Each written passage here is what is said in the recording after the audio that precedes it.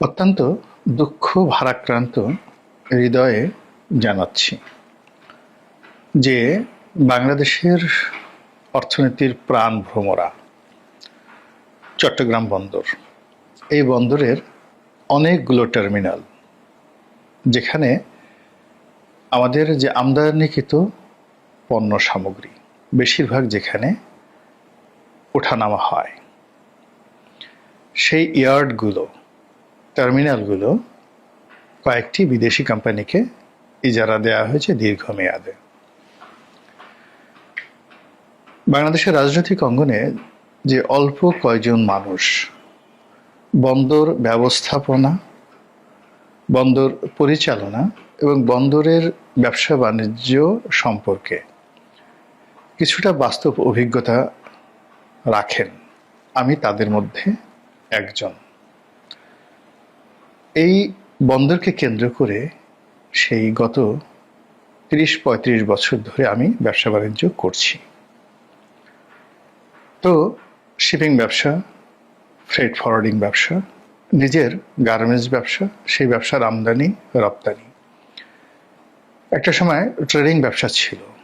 এই সব ব্যবসার কারণে চট্টগ্রাম বন্দরের প্রতিটি অলি গলি, আনাচে কানাচে আমার যে পদচিহ্ন রয়েছে,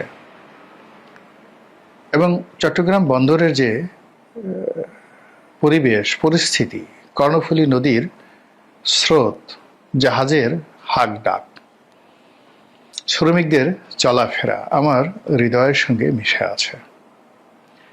ঠিক সেই জায়গাটিতে যখন বিদেশিদের থাবা পড়েছে, হাত পড়েছে, এটা আমাকে যে কি পরিমাণ বেদনা আহত করেছে, কি পরিমাণ আহত করেছে, মনের গহীন অরণ্যে যেভাবে আর্তচিৎকার দানা বেঁধে উঠেছে, এটা কেবলমাত্র চট্টগ্রাম বন্দরের সঙ্গে যারা আমার মতো লক্ষ লক্ষ মানুষ জড়িত আছেন তারাই টের পাবেন। আর দেশ এবং জাতি তারা টের পাবেন আরো ৫-১০ বছর পর, যেটা আমরা এখন টের পাচ্ছি। যেভাবে চট্টগ্রাম বন্দর ইজারা দেওয়া হয়েছে, এভাবে কখনো কোনো দেশে ইজারা দেয়া হয় না। যদি আপনি পাকিস্তানের কয়েকটি বন্দরের কথা চিন্তা করেন, শ্রীলঙ্কার একটি বন্দরের কথা চিন্তা করেন, আমাদের দেশের মতো যাদের দুর্বল অর্থনীতি, আমাদের দেশের মতো যাদের কোনো কৌশলগত শক্তিশালী বন্ধু নেই, সে সকল দেশে যারা এই বন্দর নির্মাণ করেছে বিদেশি সহায়তায়, এই বন্দর ইজারা দিয়েছে বিদেশিদের হাতে, তাদের কত বড় সর্বনাশ হয়েছে তার কিছু খবর জানি।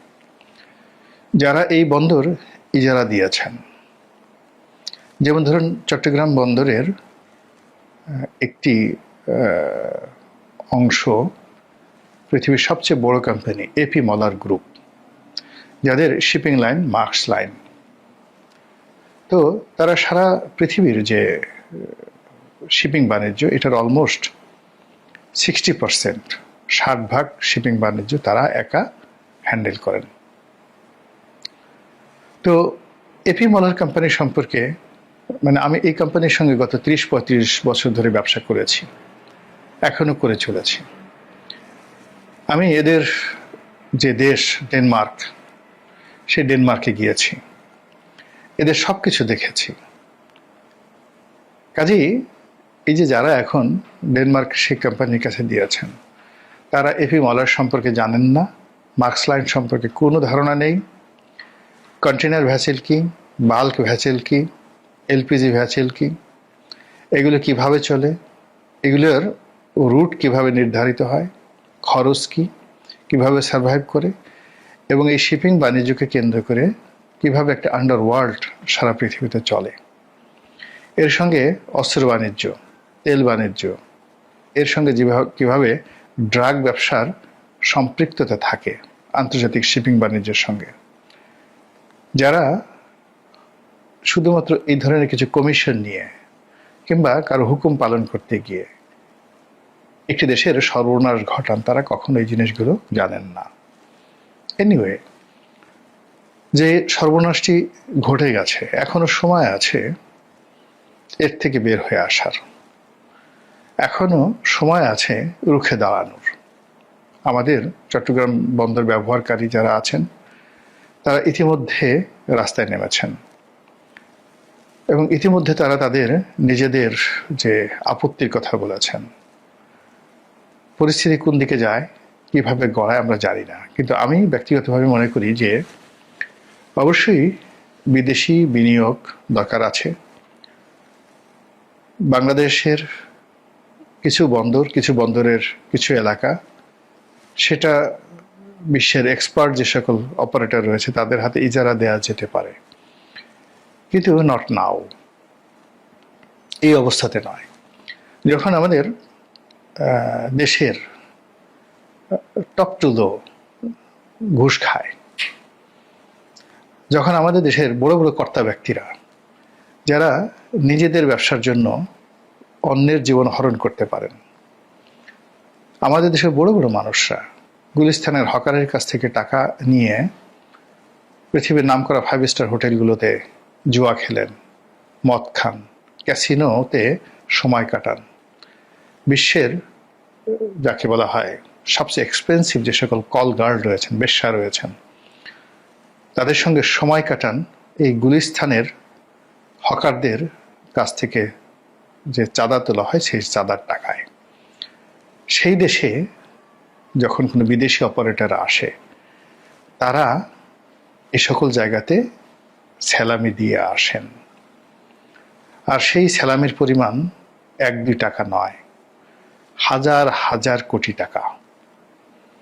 আর সে সকল স্যালামি যে কিভাবে দেয়, আমি যেহেতু 5টি বছর সংসদ সদস্য ছিলাম, বাংলাদেশের মধ্যে সবচেয়ে বড় মন্ত্রণালয়গুলো যোগাযোগ মন্ত্রণালয়, সেই যোগাযোগ মন্ত্রণালয়ের সংসদীয় কমিটিতে ছিলাম, অ্যাকাউন্ট দেখেছি, রেল, বিআরটিএ, বিআরটিসি, সেতু বিভাগ, যোগাযোগ মন্ত্রণালয়, আরবান ট্রান্সপোর্ট অথরিটি, মানে বাংলাদেশের এই মুহূর্তে যদি ধরেন বৃহত্তর যোগাযোগ মন্ত্রণালয় যেটা আমার সময়টাতে একত্রে ছিল, সেই মন্ত্রণালয়ের বাজেট, ইয়ারলি বাজেট অলমোস্ট 80,000 কোটি টাকা। তো এই 80,000 কোটি টাকা কিভাবে হয়, কিভাবে খরচ হয়, কত টাকা ব্যয় হয়, আয় হয়, একটা ধারণা আছে।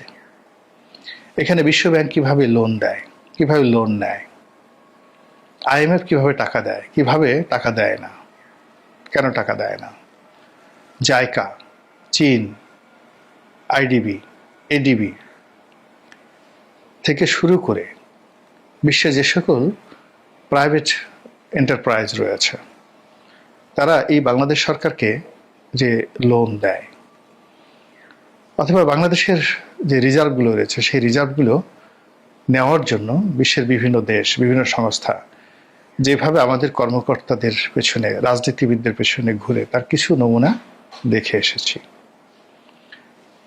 এ সকল জায়গা থেকে বাঁচার জন্য যে সততা দরকার, ন্যায়পরায়ণতা দরকার, উইল ফোর্স দরকার, দেশপ্রেম দরকার, শিক্ষা দরকার, নীতি এবং নৈতিকতা দরকার, এটি আর যাই হোক না কেন আমাদের রাজনীতিবিদদের মধ্যে আমি এটা দেখিনি।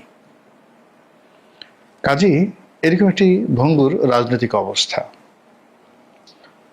সেই রাজনৈতিক অবস্থার মধ্যে বিদেশি বন্দর, বিদেশিদের হাতে বন্দরে যারা দেওয়া, বিদেশ থেকে ফাইটার প্লেন কেনা, অপ্রয়োজনীয় 10,000, 15,000, 20,000 কোটি টাকা, 30,000 কোটি টাকা দিয়ে জঙ্গি বিমান কেনা, অপ্রয়োজনীয়ভাবে যে কটি এখন এয়ারক্রাফট রয়েছে সেগুলো আমরা চালাতে পারছি না, তারপরে আবার আমাদেরকে 20 থেকে 25টি এয়ারক্রাফট কিনতে হবে আমেরিকা থেকে আমাদের এই জনগণের টাকায় লোন করে।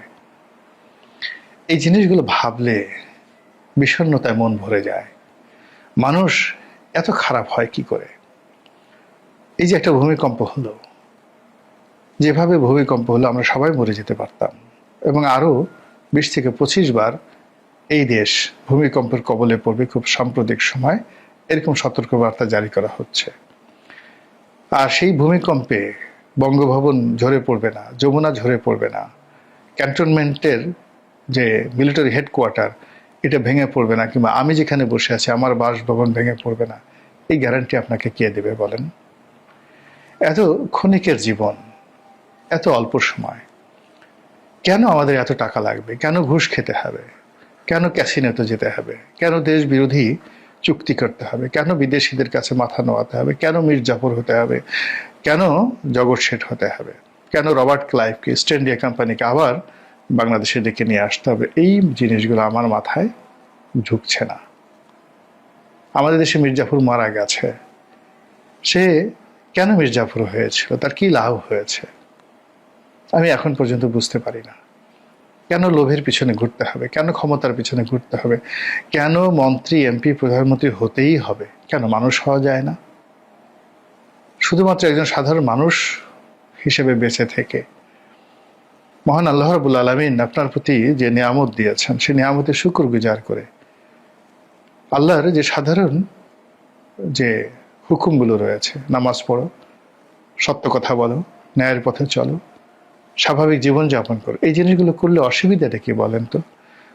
কেন আমাকে মিথ্যা কথা বলে, জনগণের হক নষ্ট করে, দেশের হক নষ্ট করে, আল্লাহর হক নষ্ট করে এই জমিনে কেন বিপর্যয় তৈরি করতে হবে? ফেতনাকে কেন তৈরি করতে হবে? ফ্যাসাদ কেন তৈরি করতে হবে? আর সেই কাজগুলো এই সময়টাতে যেভাবে হচ্ছে, বিশ্বাস করেন, যদি আপনার বিবেক থাকে, বোধ থাকে, আপনি ঘুমাতে পারবেন না। আমি খুব ক্ষুদ্র মানুষ, কন্টেন্ট তৈরি করি, জীবনে অনেক কিছু করার চেষ্টা করেছি, অনেক কিছু হয়তো আল্লাহ করার সুযোগ দিয়েছেন। এখন যে কাজগুলো করছি সেই কাজগুলো আন্তরিকতা নিয়ে করার চেষ্টা করছি। আপনাদেরকে সচেতন করার জন্য যে কথাগুলো বলছি, আল্লাহ আমাকে তৌফিক দান করুন যেন আরো সুন্দর করে আপনাদেরকে বুঝিয়ে বলতে পারি। আর কিয়ামতের দিন আমার জবানের যে হক রয়েছে আমি যেন সেটা আদায় করতে পারি, এবং এই কাজের জন্য যেন আল্লাহর দরবারে আমাকে নত যেন হতে না হয়, ছোট হতে না হয়। আমি যেন বলতে পারি যে, হে আল্লাহ, তুমি আমাকে যে দায়িত্ব দিয়েছিলে, বলার ক্ষমতা দিয়েছিলে, জ্ঞান দিয়েছিলে, গরিমা দিয়েছিলে, এগুলো দিয়ে আমি বলেছি বাংলাদেশের চট্টগ্রাম বন্দর যখন ডিপি ওয়ার্ল্ডকে দেওয়া হচ্ছিল আমি প্রতিবাদ করেছি। যখন এফি মলার গ্রুপকে চট্টগ্রামের একটি বন্দর দেওয়ার কথা হচ্ছিল তখন আমি প্রতিবাদ করেছি। কিন্তু আফসোস, তোমার জনগণ সাড়া দেয়নি। তুমি যাদেরকে শাসক নির্বাচিত করেছিলে সেই শাসকরা সতর্ক হয়নি। তারা তাদের নিজেদের স্বার্থ, ব্যক্তির স্বার্থ কিংবা ক্ষমতা আঁকড়ে ধরার জন্য তাদের যে লোভ, লিপ্সা এবং লালসা, সেই লালসার খপ্পরে পড়ে তারা তোমাকে ভুলে গিয়েছিল, তোমার হুকুমকে ভুলে গিয়েছিল। আল্লাহ, তুমি আমাকে মাফ করে দাও। আসসালামু আলাইকুম রহমতুল্লাহি ওয়া বারাকাতুহু।